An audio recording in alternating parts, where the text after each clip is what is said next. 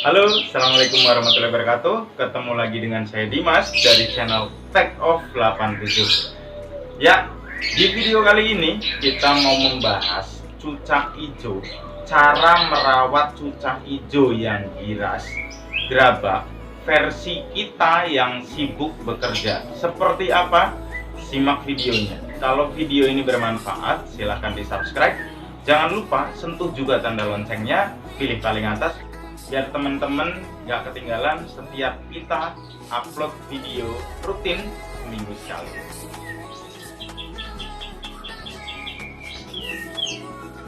Kalau bicara cucak hijau, gerabak, dan giras, itu ada dua macam.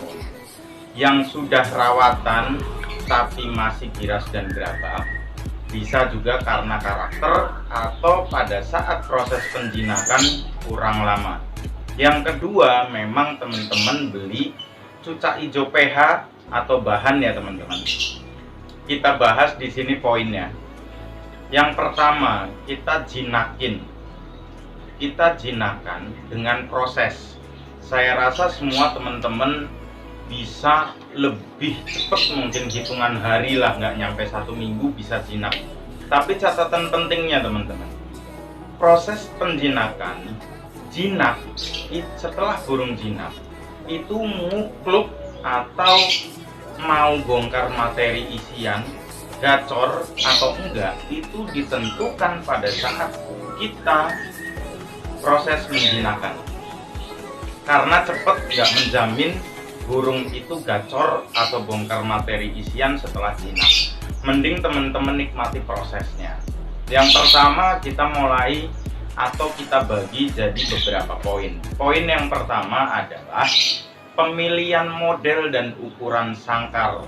Yang kedua, pemberian atau pola pemberian extra fooding dari jenis buah yang kita pakai selama proses penjinakan, dan settingan atau porsi jangkrik harian yang kita berikan. Yang ketiga, proses pengerodongan dan proses pengablakan burung.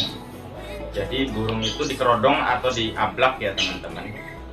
Yang keempat, proses penjemuran. Ya, kita bahas satu persatu. Kita mulai dari pemilihan ukuran dan jenis sangkar yang kita pakai selama masa pengkondisian. Ya, bicara tentang cucak hijau atau burung lain yang giras, itu bisa disebabkan banyak faktor ya Om. Bisa karena burung stres atau memang burung bahan dan belum adaptasi dengan manusia. Nah, rawatan pagi saya mulai dan saya lakukan seperti ini. Saya tempatkan burung di atas kursi atau teman-teman bisa menempatkan di bawah ya. Cara pemberian jangkrik saya berikan satu persatu. Nah, saya kasih 1 ekor, saya pantau, saya lihat sampai burung ini menghabiskan jangkriknya. Jangan sampai jangkrik satu belum habis, kita masukkan jangkrik yang kedua. Pada akhirnya burung masih takut, yang akhirnya jangkrik yang udah ada di paruh dijatuhkan di karpet. Masalah kepala jangkriknya dibuang atau enggak, ini tergantung atau disesuaikan dengan burungnya aja ya Om. Kalau saya cukup saya buang kakinya aja, saya pencet kepalanya, jadi si jangkrik ini kondisi mati. Begitu teman-teman. Nah, berapa jumlah jangkrik yang saya berikan selama proses penjinakan? Saya berikan itu pagi 5 dan sore 5 teman-teman. Biarkan burung badannya sehat dulu, baru kita turunkan pelan-pelan.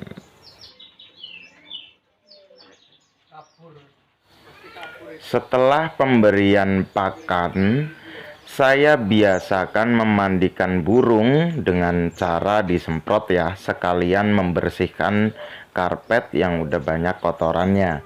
Di sini saya gunakan sangkar harian selama proses penjinakan saya memakai ukuran sangkar kotak nomor 2 teman-teman. Jadi tangkringan nggak saya set seperti tangkringan pada umumnya berbentuk tangga ya, atas bawah, tapi saya sejajarkan. Jadi kalau misalkan burung gerabak, dia namparnya ke atas, jadi nggak beresiko bentur tangkringan bagian atas. Usahakan pada proses mandi teman-teman semprot dari atas ya teman-teman. Ini menghindari burung salto atau sering ngeruji ke atas. Kita semprot sampai atas, sampai burung dalam kondisi basah kuyup ya. Biasanya untuk ukuran botol semprot ukuran kuning itu kurang lebih 1 liter, saya menghabiskan 2-3 botol ya, sampai kondisi burung basah kuyup.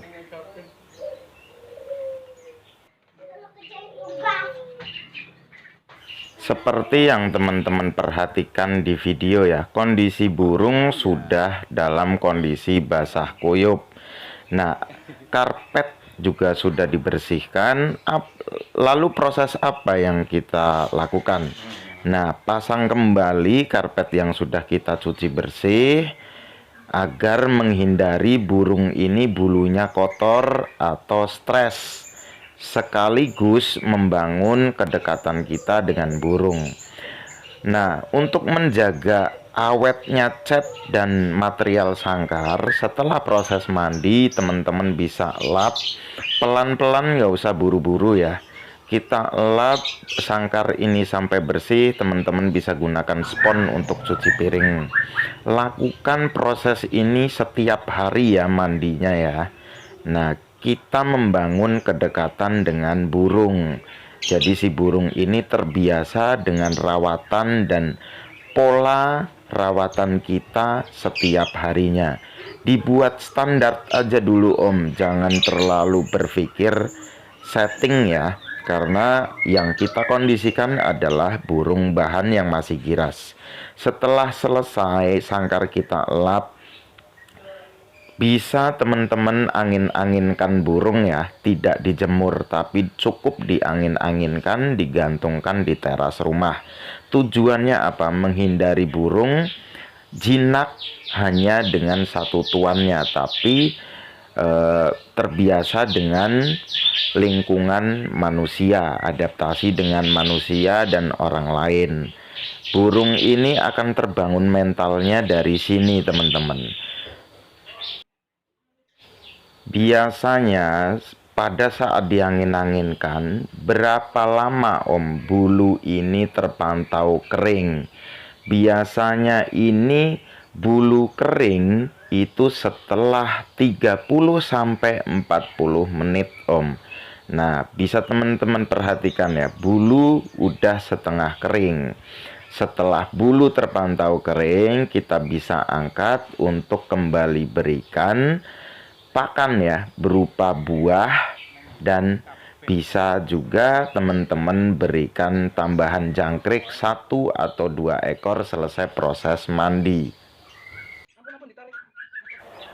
Selama proses pengkondisian seperti ini, burung yang teman-teman rawat itu stres dan selera makan pasti lebih rakus dari burung yang sudah jinak. Karena apa?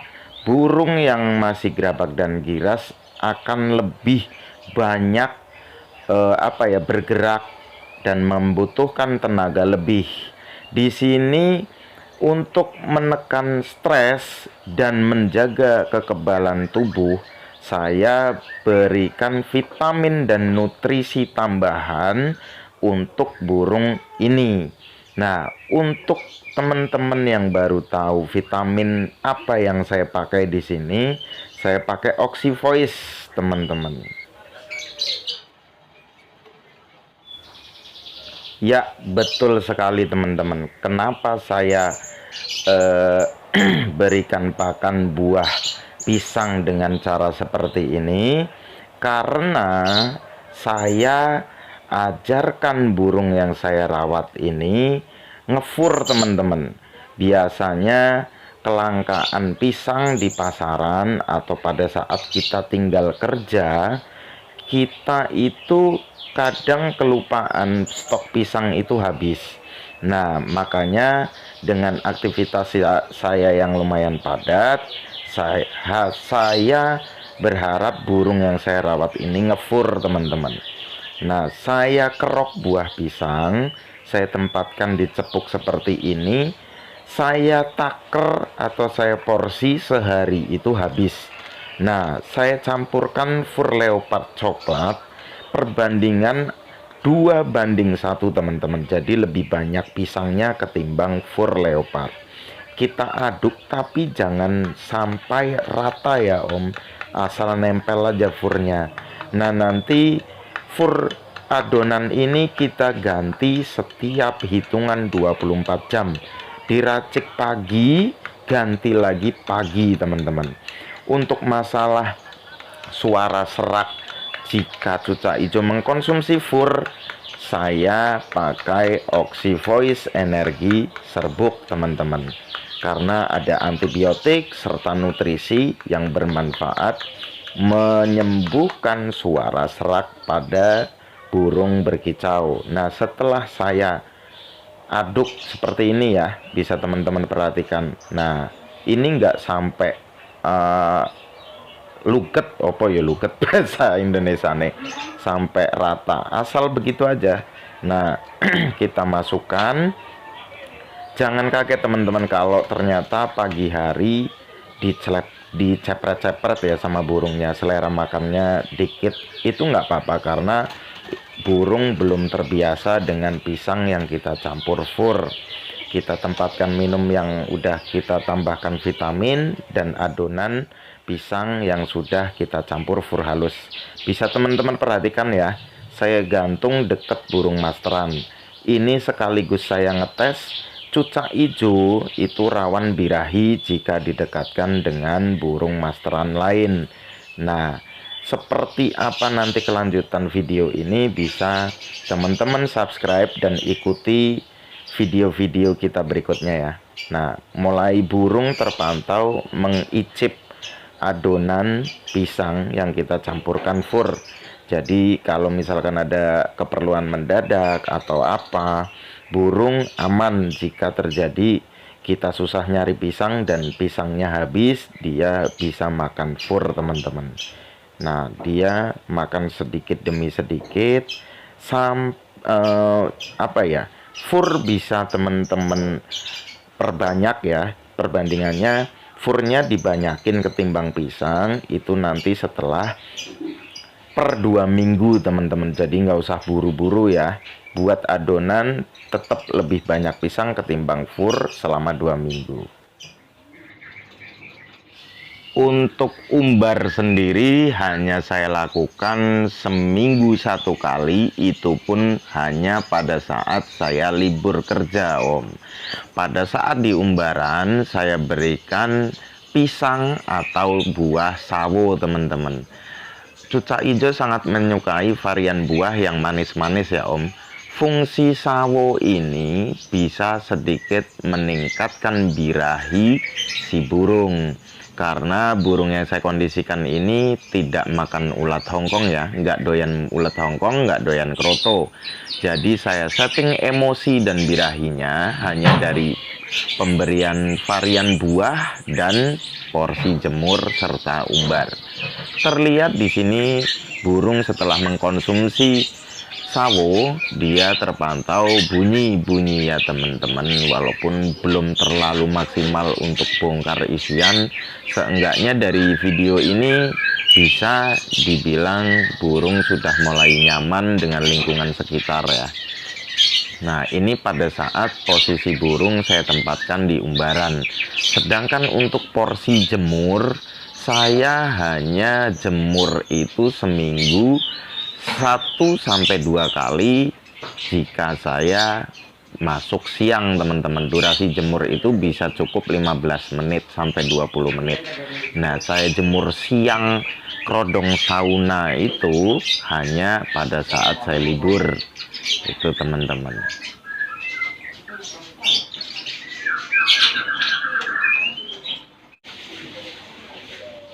Untuk varian buah sendiri, selama masa pengkondisian saya hanya gunakan 3 macam ya. Pisang, sawo, atau ketimun teman-teman. Tapi untuk lebih seringnya burung ini lebih sering saya berikan pisang ya.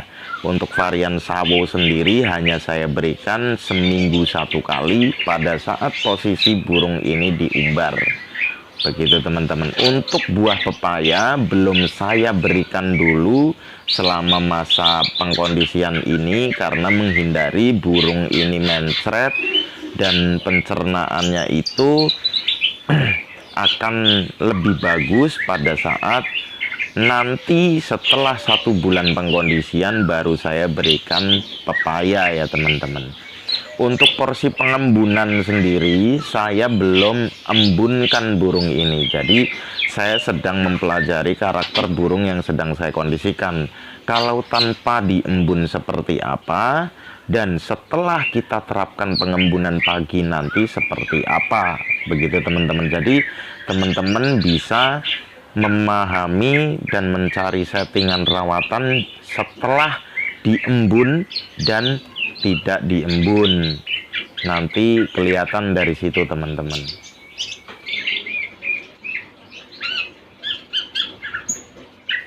Untuk model dan desain serta ukuran umbaran yang ada di video ini bisa teman-teman simak di video kita yang lain ya. Siapa tahu teman-teman dalam waktu dekat mempunyai rencana membuat umbaran, bisa contek konsep dan desainnya dari video yang sudah kita upload di sana. Untuk umbaran itu saya tempatkan bak mandi teman-teman. Jadi burung ini bisa mandi di bawah. Bak mandi ini saya fungsikan sebagai tempat mandi dan minum burung. Loh, kenapa nggak ditempatkan di batok atau di cepuk tersendiri Om? Karena saya kepengen burung ini mempunyai mental dan jinak ya. Dengan kita menempatkan air minum hanya di bak atau nampan ini, mau nggak mau burung pada saat haus dia akan turun ke bawah. Tidak terlalu sering atau terpaku hanya diam di tangkringan, tapi dia minum itu harus turun. Sedangkan perlu nggak sih Om dalam masa fase penjinakan ini ya, ada butuh vitamin tambahan sebagai menjaga imun dan tingkat stres si burung itu sendiri. Minimal burung ini sudah sehat dan mau bunyi. Di sini ada 2 varian loh. Pakai Oxyvoice plus cair atau Oxyvoice energi serbuk. Nah, untuk hasil dan cara pakai lengkap, teman-teman bisa follow atau ikuti Instagram kita. Kita selalu post dan update rutin. Itu bisa teman-teman follow atau ikuti Instagram kita Oxyvoice Bintaro teman-teman.